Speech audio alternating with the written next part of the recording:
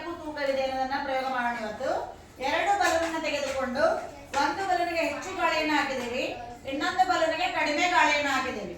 ಯಾವ ಬಲೂನು ಕೆಳಗಿದೆ, ಯಾವ ಬಲೂನು ಮೇಲಿದೆ?